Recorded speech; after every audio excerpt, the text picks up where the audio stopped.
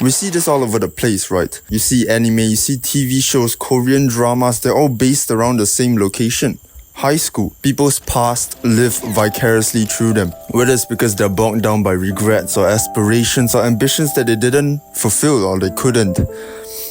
I think many of us run in circles trying to redeem our youths. Perhaps we lacked opportunity, we didn't take enough risk. Perhaps we didn't fool around enough. Many will claim to hate school like it's the period of time they had the least freedom during, but then they'll tell stories of school like it was the best time of their lives, the most meaningful times, the times when things mattered the most. School had clear hierarchies, well-established cliques, mandatory events, and everybody knew each other. School was the only time in our generation do we experience a mirage of what community was like in the past. We didn't have our phones and we were forced to interact with one another. The people we spend the most time with are within our age range, which allows us to experience interpersonal relationships and actually experience growth because we do not have a large gap in maturity between us. We were all mostly striving towards similar goals, and interpersonal relations had weight to them, had importance, because we had to wake up, go to school and confront someone else head on in person and solve an issue or come to a consensus. Things mattered, things felt significant. The emotions we tussled with felt real and were everything to us at one point.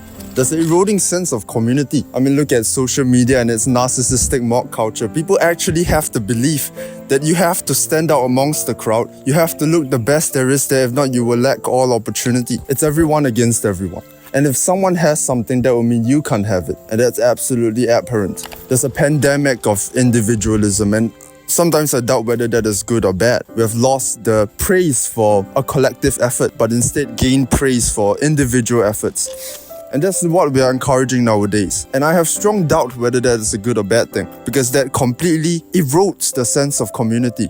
Personal interests over collective well-being. Now, is that a good thing or not?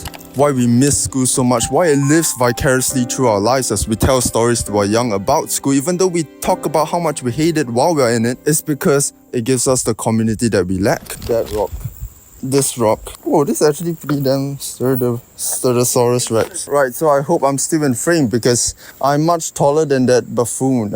Now, in the past, religion will serve as our community, but we can't do that anymore because people are becoming increasingly skeptical as things become more technological. But I still think it's a wonderful thing. I'm agnostic, and I've really considered going to church just to experience this community. In fact, I've been there a few times. If I go to church with the pure intention of finding that community, it's just never going to be real. Not gonna lie, I'm gonna be walking to church with the intention of finding women to wiggle around with. And knowing my intentions, I would rather not give in. Because one, I'm afraid of being called up for having such superficial desires. And two, walking into a place with people who have genuine belief for what the pastor is saying, while I'm there keeping one eye open while everybody else is praying, staring at my next prey, also known as a woman. This is the shelter where I keep my children, where I molest all my kids, right here in this door. Oh, fuck that. Here's another thing to consider. What's the difference between office and school? Why is there such a large difference in the sense of community it provides us? Is it because of the lens we are experiencing it through? Being in school, we are experiencing it through the lens of the youth, the naive, the inexperienced. As adults, we have more fixated ideas. We already have prepared solutions for so many things. We already understand so many nips and knobs of different interpersonal relationships and already have fixed dependencies and fixed solutions and patterns that we use to deal with things. The difference is both the environment and the goals. In corporations and companies, their goals is to maximize profits, and what are they going to do to get you there? They're going to help you build relationships with your peers and co-workers, and then they're going to launch you into courses that will upgrade your skills so that you can make them more money. Whereas for schools, their goal is to develop you emotionally, to help you develop skills to cope with interpersonal relationship problems, to help you work in a group, to prepare you to become an employee. In the office, there are no clubs, no bustling youth culture, no much mandatory events, maybe a few here and there for networking. But generally, they will understand that you will want to dedicate your time to other things outside of your office life. So they won't put any of those mandatory events in front of you. In school, they flood you with mandatory events. In order to cultivate growth and development emotionally, physically, and spiritually in a child, there's going to be a lot of mandatory events, and they're going to put you through a lot of exposure to new people. What they're going to do is they're going to have to take away your phone so you're forced to interact with other people. They will also try to increase your exposure to interpersonal relations, and with the many mandatory events and the guidance that's given to us, by following their lead, we have more mental capacity to focus on our growth and emotional development because we are forced to surrender to their system. The difference between school and office culture is the way they treat you, is the lens you experience it through, is the things they expect of you, and the sense of community we feel in a school. It's so much different compared to an office. Those interpersonal relationships have weight to them because the emotional impact to us is so foreign that it hits that much harder. But as we grow up, because we already have all these fixed patterns, we can easily say, oh, I don't have to care about this. And we have a life outside and people who care about us already available to us. So we're already secure for the most part. And an office environment just doesn't hit as hard. Zoom. Peace out. Oh, that was not safe. So you might ask, why don't we just create a community? Why don't we just start something that will work for adults? Well, that's simple. It's because we will immediately shun the idea. Anything made along those lines would just feel like an imitation, and it's pathetic. Like, you have to cater to my needs as a grown man to create a new community. That's gay. To recreate something that gives us a sense of community when we've already become skeptical, critical, and we find everything immediately bothersome, is very difficult. We can't just join clubs and join lessons and pay for something in order to fulfill that lack of community within us. Because we're skeptical, we know exactly what we're trying to do. We know what intentions we have. We're trying to recreate that feeling that just doesn't have the same weight and significance to it, because there is no purpose served in a group of people learning something. Like, we aren't trying to conquer anything or solve any problems. We're all just trying to play piano. Sure, there's some sense of a community there, but it isn't that. It doesn't give us the same feeling. And we act as if we don't want to re-experience that culture. We act as if we're bothered by events and things that come up that let us meet new people because we're afraid of it. We act like it's bothersome, but we want it. We know deep down that we have a strong desire for community, camaraderie, and a collective purpose. But that is just so difficult to find and recreate. And what is the meaning in recreating that? It's like a pointless imitation. It's just stupid. It's homosexual. We want to re-experience that in the lens of the youth. We want it to be forced upon us so that we cannot say no. Because that way it'll be easier. We just follow direction and then we find our sense of community. So it's really difficult for us to come together and ideally say that, why don't we just form our own community? Why don't we just live our lives and then eventually we'll stumble into a community? That's just not going to happen. Especially amongst our hedonistic culture where we value comfort so much, we pretend like we want to sit at home in comfort and scroll our phones and watch Netflix and stroke our worm to hentai instead of experiencing life, instead of experiencing new things, and be in an environment where we can serve a collective purpose. We're not obligated to anymore. And the discomfort that comes with putting yourself out there just doesn't seem worth it. But don't you think it's worth it? Isn't it worth it? The potential fulfillment, the potential joy, the potential interpersonal relationships you can make. We do want that. But often, since we already have so many responsibilities that we have to cope with, it's very difficult in the moment to make the decision to go and live, to put yourself out there to face discomfort, because we already have plenty of discomfort at home, right? That's why in order to cultivate a community, it is important for things to be mandatory, because we often fail to make that decision ourselves.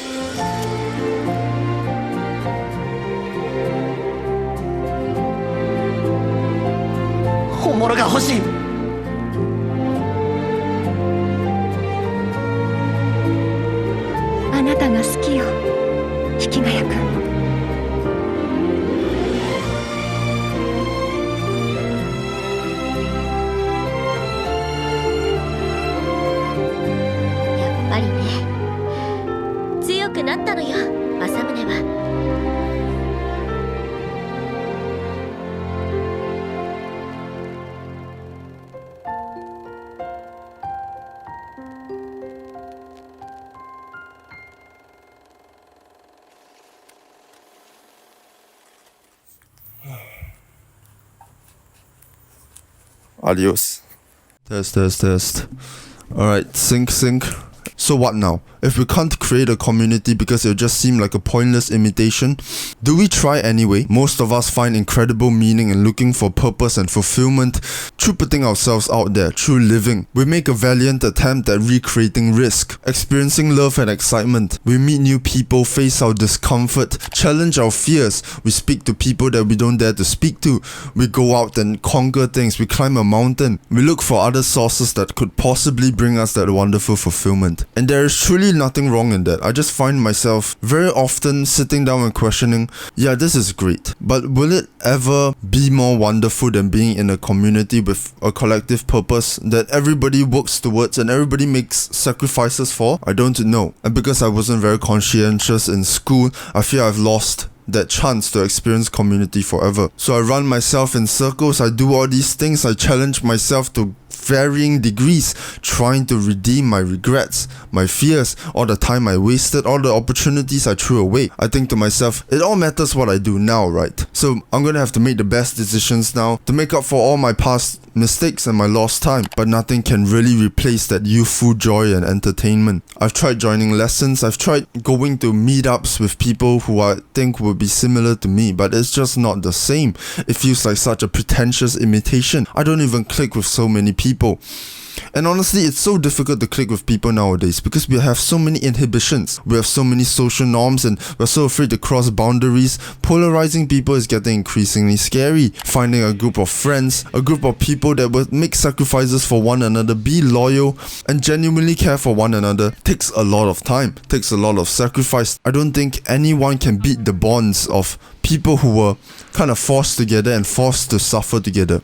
Like, I can choose not to show up to these meetups, I can choose not to go for lessons, and that's why I'll never suffer together with them, because we can choose to stay awake, we can choose to rest and keep our mental capacity at bay and regenerate it so that we can meet people the next day. But that doesn't hit the same as when you are forced to not be reserved, when you are forced to act as you are, when you are forced to be around people when you lack mental capacity. Who you really are comes out, and we understand each other so much better that way. We feel so much camaraderie when we are put through tests and we are put to suffer together. We're just never gonna have the same thing. The best bet we have is to find something we really love, we're really passionate about, and then make sacrifices in that direction and get extremely good at that thing to the point where you find other people along those lines and somehow you find yourself in a spot where you guys are forced to work together, where all of you are passionate and ready to sacrifice. I don't know if there's any other possibilities other than that. That seems the most plausible in first world countries. In third world countries, people are forced to be together, the whole village is together. They're forced to work together for each other's own good, for everybody's well-being, because that's effective, that's efficient.